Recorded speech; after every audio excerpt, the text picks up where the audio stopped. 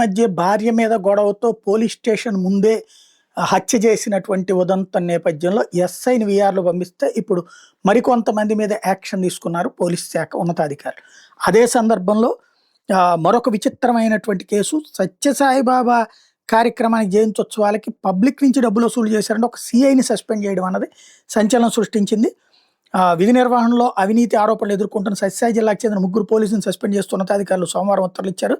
Puttaparthi urban CI Sivanjaneyulu, Tanakal SI Gopi ఇదే police స్టేషన్లో head constable రామాంజనేయుల మీద సస్పెన్షన్ వేయబడింది. నెల 5వ తేదీన తెల్లవారుజామున తనకల్లు పోలీస్ స్టేషన్ గేట్ దగ్గర మార్పుదే రివాండ్లపల్లికి చెందినటువంటి ఈశ్వరప్పన్, రాగినేపల్లికి చెందిన ఎర్రిహరి మరో 3 కలిసి వేట కొడవలతో నరికి దారుణంగా హత్య చేసిన ఘటన పోలీసులు ఎదుట జరిగింది. దీంతో ఎస్ఐ గోపిని అప్పట్లోనే వీఆర్‌కి పంపించారు.